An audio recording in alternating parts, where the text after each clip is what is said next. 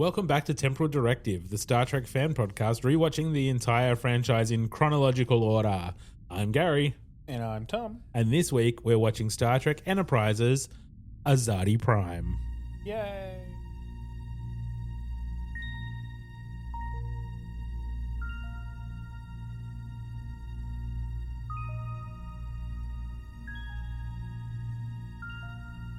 Star Trek, the ultimate franchise. These are the podcasts of the Wakefield brothers. Their 16-year mission to watch every production, to seek out life lessons and new inspirations, to boldly watch like most fans have watched before.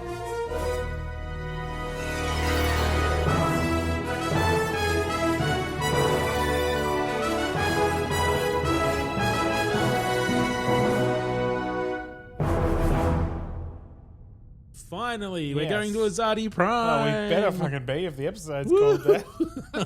It's been weeks since they set course for Azati Prime. Ridiculous. Anyway, how are you? Good.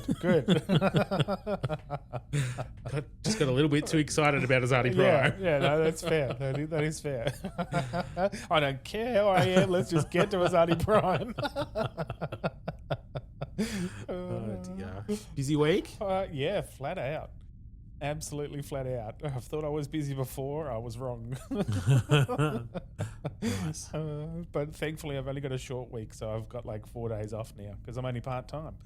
Slacker. So there must be people back from wherever they were from, and so I've only got a few days. And it's been absolutely flat knacker, but I get to rest. Woohoo! Nice. And I'm officially on leave. Yeah, isn't it nuts? Crazy. This comes around so fast. Yeah. But yeah, officially on leave. By the day this episode drops, I will probably be sitting somewhere on Main Street, USA at Disneyland, eating some popcorn. What a shame. Sounds pretty rough. I feel for you. Future me is going to have it pretty tough. Yeah. Yeah. Shocking. Yeah. No Star Trek news or anything that I've seen, so I guess we'll just get into this week's episode. Cool. I got to go pack a bag. Yeah, well, that's it. I haven't even started yet. You got to go. Yeah, I don't have time for this shit. I'm making time because we're at Azati Prime. Yes, that's right. We've got to get to Azati first. All right, the episode is called Azati Prime, a story by Rick Berman, Brandon Braga, and Manny Koto. Teleplay by Manny Koto, directed by Alan Croker, who's done many episodes.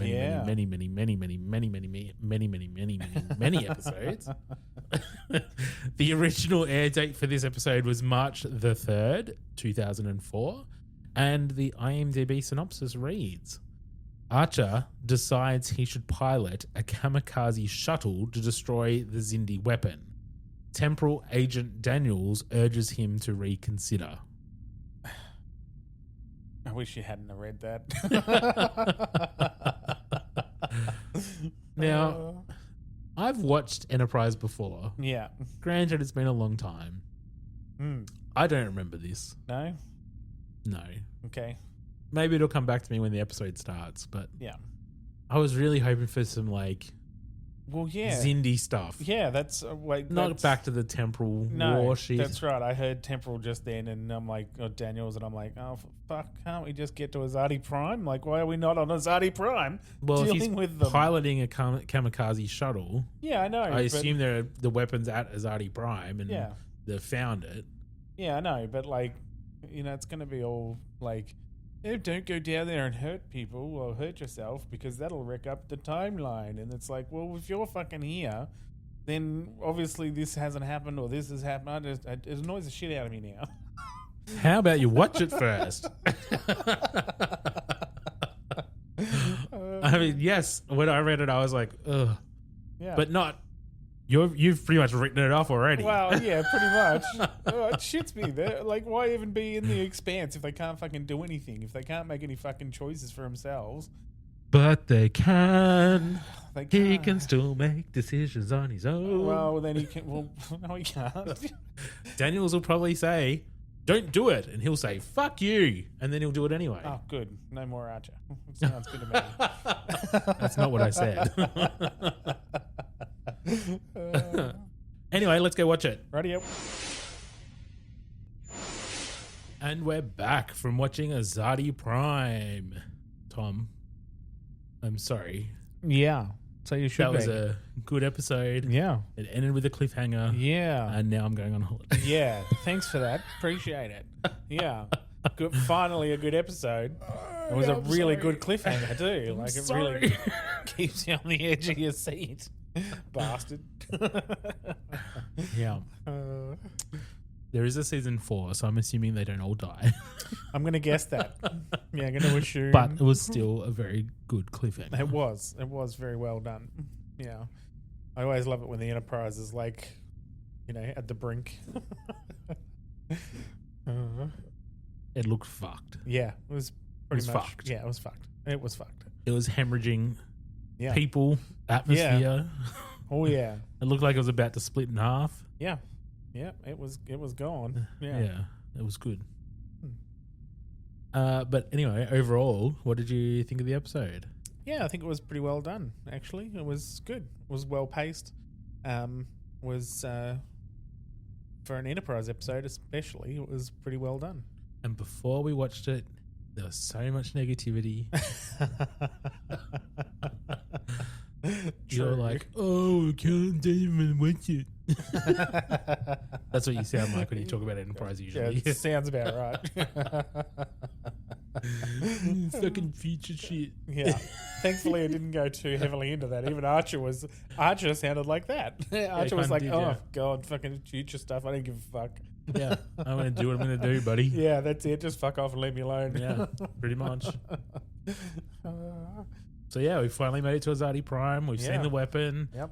We understand why the Xindi are after them. It's the fucking sphere builders. Yeah. There's only one real question that they've added now, which is maybe it's her or she. They kept referring to someone. Yeah, which we'd never heard before. Nope. So that's new. That's new. And don't know what that's about yet. So that'll be interesting. Because I doubt it's the Borg Queen. Because that would be a shock, wouldn't it? That would be a surprise, yeah. But yes, no, probably not. Probably one of the sphere builders. Yeah, I would say so. Yeah. But yeah, I actually don't remember.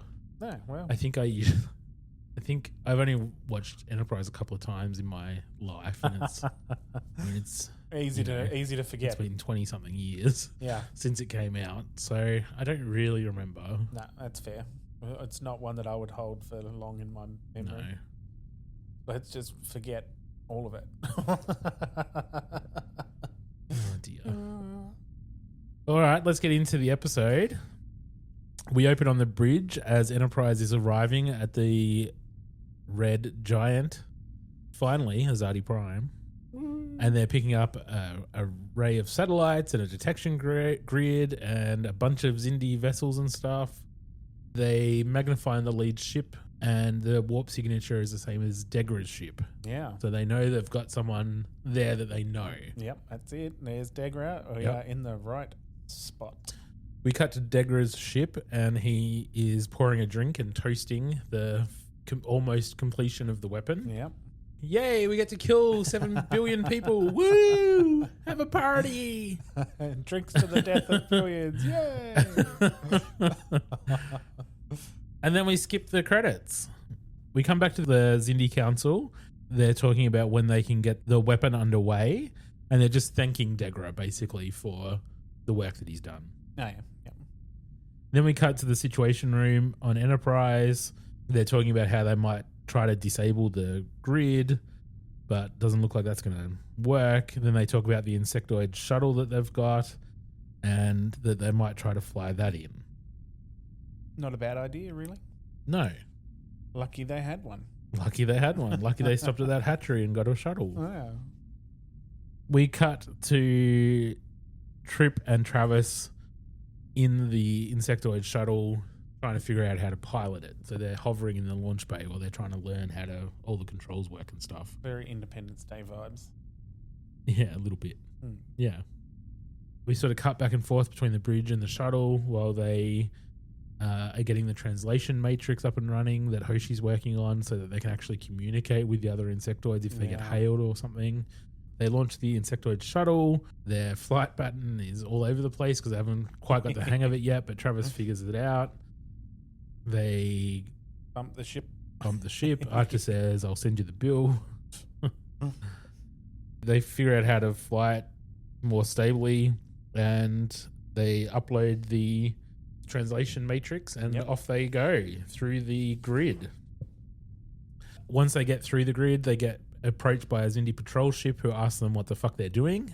They manage to reply in a Xindi language, which is good. Yeah. And it just says to run over with your carrier ship, and he says understood, but they keep going towards the planet. No worries, that's this way, right? Yeah. Back on Enterprise, they're trying to monitor them, but they're starting to lose them because they're through the detection grid, so it's too far away.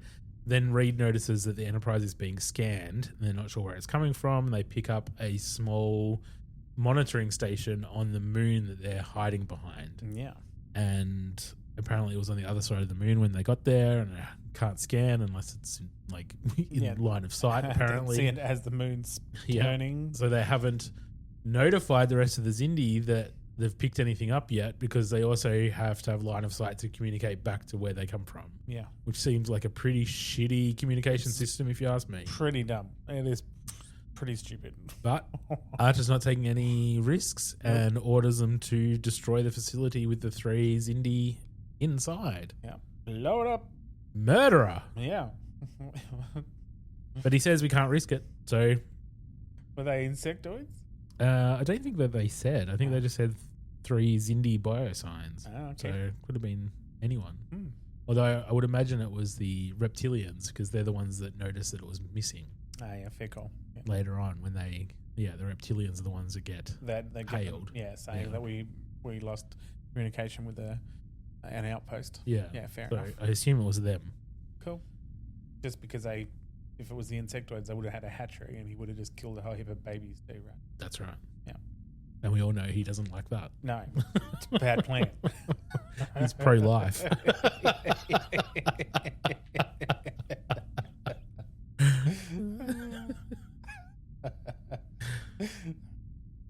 We cut to the insectoid shuttle hovering above the surface of an ocean. There's not much land on this planet, but they are picking up small amounts of chemocyte, which is, we know that that's what they're using for the weapon.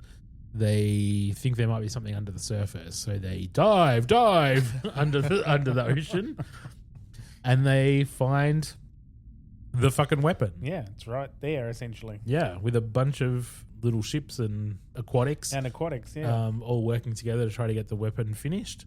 Yep. But this huge weapon is just sitting there at the bottom of the ocean. They go inside the sphere to take scans and stuff. Yep. And then we don't see them leave, but then the next thing they cut and they're back on Enterprise. Right. In the command center. Yep. And they're showing the scans and stuff that they've got. So they can see inside the weapon there's an explosive matrix that if they can get close enough, they should be able to set off a chain reaction, which would blow that thing up. Yeah. And Reed says a couple of photonic torpedoes should do the trick. Straight down the exhaust should work. Yeah, that's right. Yeah. Just need a couple of X-wings. Yeah, that's right. Well-aimed shots down the exhaust pipe of the Planet Destroyer and you'll be fine. Yeah. But unlike Star Wars, this is underwater and it's a one-way trip. So whoever's going to do this is going to be going solo, not Han Solo, and will not be coming back. Yeah. Because, they're not going to have time to get out before it explodes. Yeah. There's a bit of argument, but basically the captain says, I'm doing this. It's my mission. Yep. I'm doing it. Meet me in the launch bay in 30 minutes to teach me how to fly it and get the weapons ready. He walks into a turbo lift and then suddenly he's in the future. Yeah. He's in the Enterprise J observation lounge. Time traveler Daniels has brought him there to show a battle going on outside. He explains that the spheres that Archer has been finding in the Expanse are devices that the sphere builder aliens are using to create a new environment for that is sustainable to them. Yeah. Because they want to invade this dimension. Yeah. So they're... He had come across earlier in a smaller version. That's right. And it's just going to expand and expand, and that's what they're aiming for. Correct. Daniel says in this future that those spheres are taking up massive amounts of space and they keep growing and growing and growing, and that the Federation eventually destroys them at this battle to send them back to their dimension, and so that it stops the invasion and saves everyone. Yeah. Good old Federation values. Nice. We don't like your kind around here. But Daniels says that if Archer kills himself on this suicide mission, then the Federation will never exist, which means that they will not stop the sphere builders in the future from invading the space. So he tries to convince Archer to talk to the Xindi rather than attack the Xindi, to try to convince them that the sphere builders are the ones that both of them should be fighting. They shouldn't be fighting each other. Yeah. And to stop it in its tracks rather than have this future. Yeah. So Archer says, get fucked. Yeah. All I know is there are 7 billion people on my planet that are about to be destroyed by these cunts. Yeah. By these Xindi. And I need to stop that. Yeah. So he doesn't give a shit about the future and all that stuff. No. But Daniels gives him a little like medallion thing. Yeah. That is a Xindi family medallion from a crew member on the Enterprise J to try to prove that it's from the future and that, you know, the story is legit. Yeah. If he changes his mind and doesn't go and kamikaze himself and wants to try to communicate with the Xindi. Yeah. To which he says, I'm not going to fucking do that. I'm just going to go and kill myself. I'm just going to go and blow myself up with the weapon. Yeah.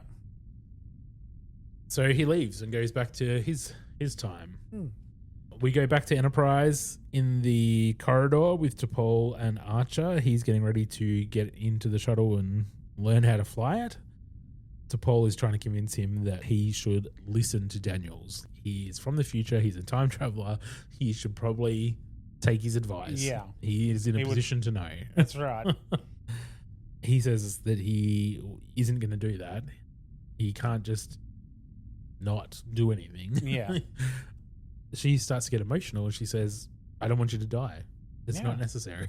What's with that? I don't know. But it gets worse. Like, this is just the first little hint sign that of she's it. having like this emotional reaction. Hugely emotional reaction. Yeah. Which is not like her at all. Not at all.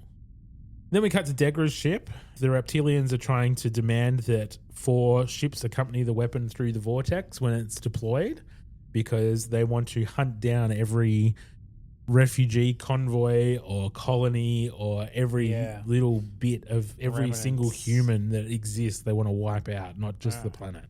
Lovely fellows, aren't they? Yeah.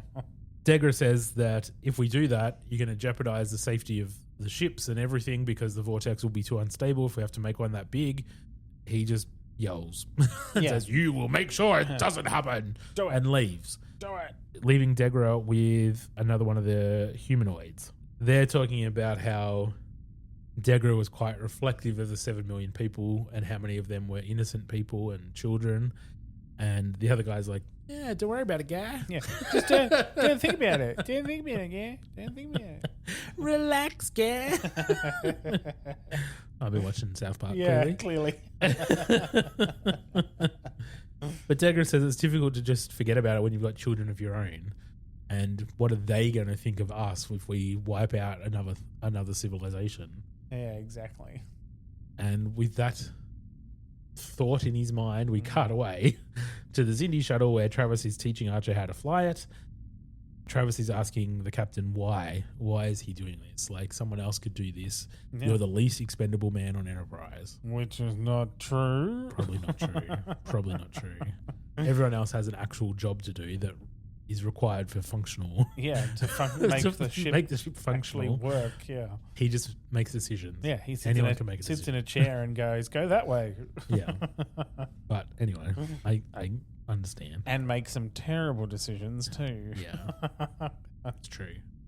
But he says, an hour ago, I gave the command to kill 3 Xindi in cold blood. Yep. A month ago, I had Phlox create a living being in order to use some of its tissue. Then I watched him put it to death. So another person in cold blood. Yes. I'm saying that I won't order anyone else to die. That's why he's doing it himself. We cut to sickbay. Archer is dropping Porthos off at Dr. Phlox to look after him once he's gone. Yep. And then we cut to the bridge. Archer does a big farewell speech. Yeah. Yep. What's the... that was attitudey. Was it? Did you not like his farewell speech? Nah. I thought it was okay. Did you? Yeah. Like, we were explorers. Like, once Earth is safe, go back to exploring. You've got work to do. I'm proud of you all. This was, it was a nice speech. It was a nice speech. It was a nice speech. I just don't think he's a very good actor. Oh, for fuck's sake. There's no pleasing you, is there? Jesus Christ. I just don't think he's a good cat. Like, it was a moment in my head when I was listening to it, and I went, "He's no Jean-Luc Picard, or he's not even a Captain Kirk." Like, he just doesn't. I don't know what it is. He's missing something when he talks. Sometimes that just, I don't even know what the word is, but it's just depth or something.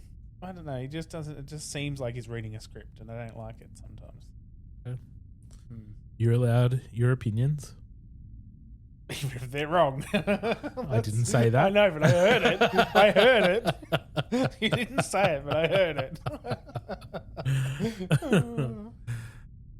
Archer's in the shuttle and it launches and he says he's heading in, and then it sort of fades to a little bit later. They're tracking him as he passes through the detection grid. T'Pol says, "I'll be in the ready room." And she goes into her ready room and she goes against the wall and has a cry. Yeah. So, I mean, what the fuck? I don't know. No. I think I remember. No. Okay. I think I remember. Righto. But I may be wrong. So I'm not going to say anything. I wouldn't tell you anyway because spoilers. In the insectoid shuttle, we see Archer as he's heading towards the ocean. It goes for a deep dive. He goes through to where the weapon is, and we see where the weapon was. Yeah. But the actual weapon is gone. Only the holding frame and structure is still there. A bunch of ships come over to him and like ask him to power down immediately. One of them starts firing on the shuttle, and then we cut to the ready room.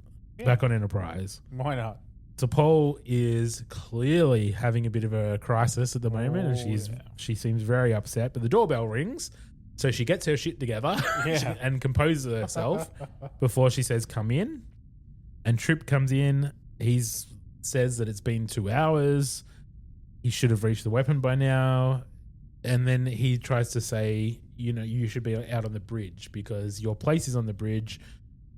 The captain's not coming back. You should be making sure that the crew knows that you're on top of things and that you're the leader that they have now.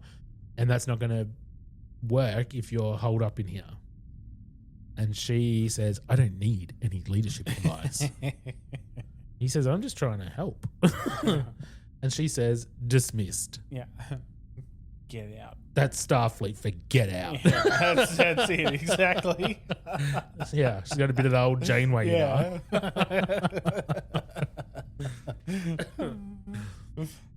So she stays in there and has a bit more of a sulk. Yeah.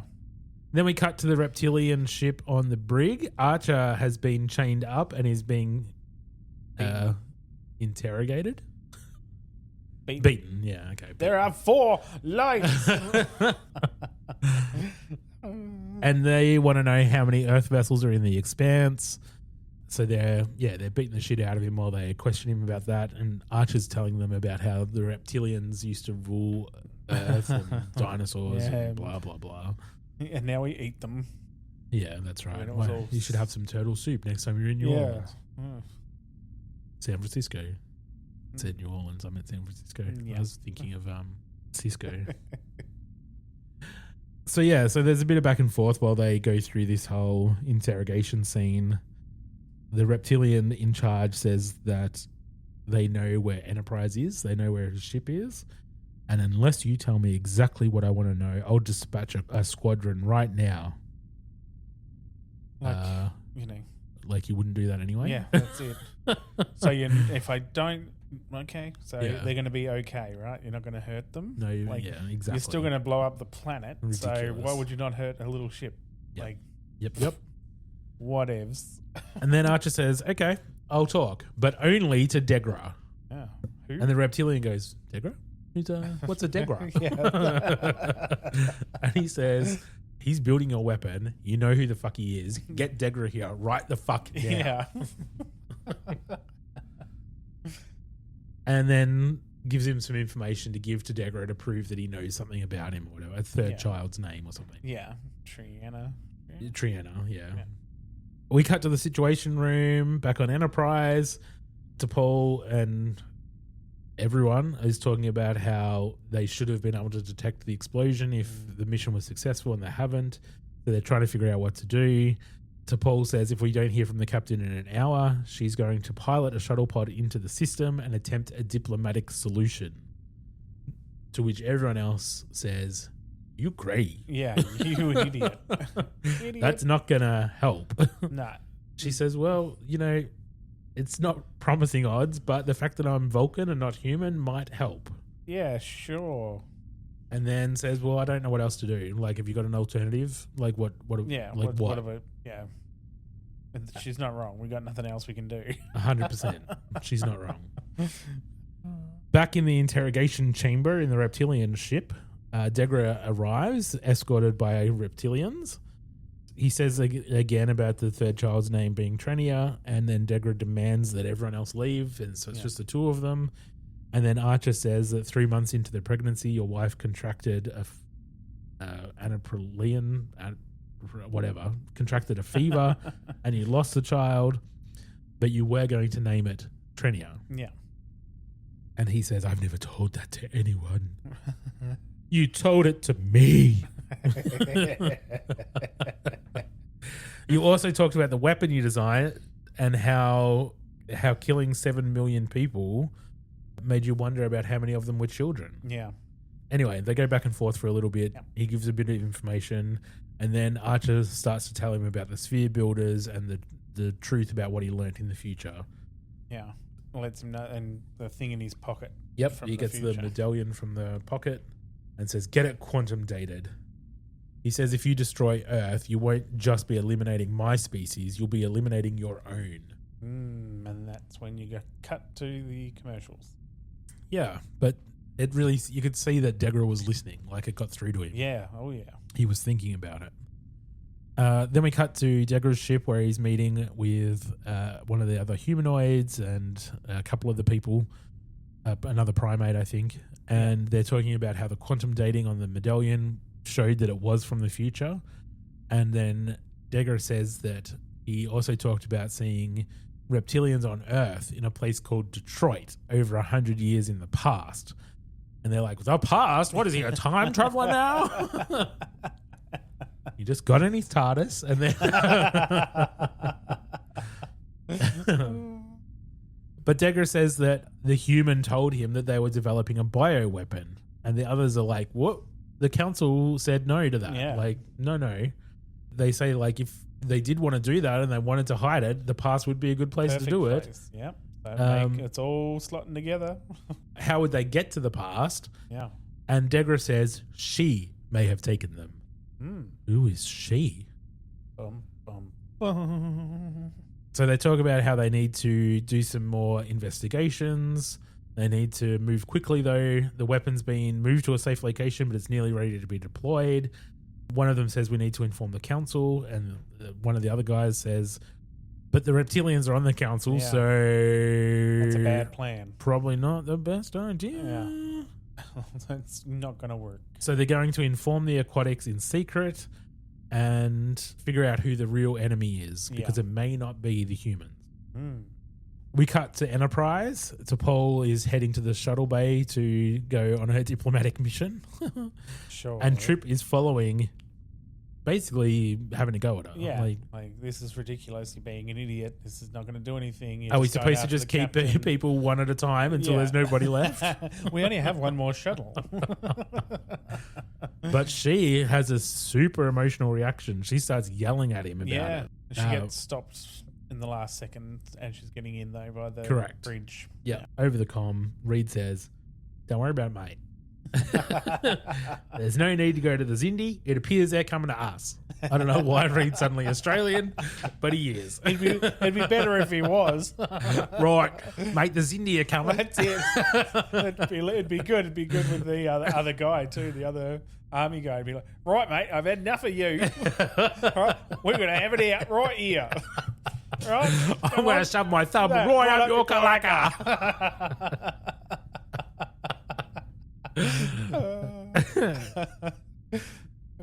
Much better. 4 Xindi ships are approaching Enterprise. They hail them, and the Xindi don't answer. They just start shooting instead. Yeah. In the reptilian brig, Archer is talking to Degra and the other people who seem to be siding with Degra. Why would we trust you? That sort of shit. Yeah. And he says, well, I've obviously made an impression or I wouldn't still be here. You've got the medallion. Like, just let me talk to the council. Yeah. You can help me. Let's just keep talking so that we can be on the same side here because we are not each other's enemy. Yep. The Enterprise is getting hammered. Absolutely hammered. They lose hull plating. There's huge explosions. There's a burning man. Shit's flying around everywhere. Going to shit. Yep. The comm goes down. The big domey top of the bridge falls down. Yeah, everything just is starting to explode. It looks like it's literally seconds away from either blowing up or just floating away. Yeah. Back on the reptilian ship, the reptilians come back in, chain Archer back up because he was free while he was talking to the other people. We're going to take him to a detention center for more questioning, and if there's any survivors of his ship, we're going to take them there as well. Yeah. Degra says that you agreed to hold off. They say, we don't give a fuck, we're sick of waiting. Yeah. Degra tries to demand that they call off the vessels. He says, I don't answer to you. Then they say they'll assemble the council. He goes, whatever, it'll be too late by then, they'll be dead. Yeah. On the bridge, Reed says that the hull is breached on C, D, and E deck, that the bulkheads aren't responding, we're venting atmosphere. We get an outside shot where a big panel hull plating comes off and all these people start floating out into space. Yeah, more explosions and everything. We get external and internal shots of everything going to hell. Then we see T'Pol sitting on the bridge as everything's burning around her and the camera zooms into her face. She's silent and stoic. And then that's the end of the episode. And now I've got to wait 2 weeks. Yeah, sorry about that. Fucker. Yeah. This was a really, really good episode. It was good. It was really good. Yeah, it was really entertaining. There was good stakes. There was still debate and discussion. Yeah, T'Pol's emotional outburst is something else that we need to follow up on, hopefully. Like there's, all these little things that I just think make this episode a really good one. It is. It is very, very good. Lots of dynamic stuff going on. I like it. I like it a lot. And we're finally getting somewhere. Well, we've only got 6 more episodes of the season, so right. I would imagine that from this point on, it's probably going to be about the one storyline. So good. Yeah. Nice. Yeah. What's the life lesson in this one, Tom? I don't know. Communication's the best one, isn't it? Out of this one, I think it's the only thing I can really pick that makes the most sense to me. Is that communication is key for anything. Is you need to talk. It covers the whole Xindi stuff. It covers even the emotional stuff with T'Pol. It covers pretty much everything. Is just communication. Talk. That would be my life lesson out of this one. Perfect. All right, let's talk IMDb ratings. Our examples of 1 episodes are Voyager's Threshold and Next Gen's Code of Honor. Examples of 10 episodes are Next Gen's Tapestry and the original series, The City on the Edge of Forever. What should we rate Azati Prime? Well, it was pretty good and had me like on the edge of my seat in a certain degree. So I agree. I would probably put it up there pretty high at an 8 or a 9. Yeah, well, we gave The Expanse, the season 2 finale, when they headed into The Expanse, we gave that an 8. Yep. And recent episodes we gave a 9 of The Similitude, where they cloned Trip. Yep. And Twilight, where they had that sort of alternate future flash forward. Yeah. Yeah, well, I think this sits... I am happy with an 8 or a 9 in the sense of... the reason I might not go for a 9 is that there probably wasn't that level of...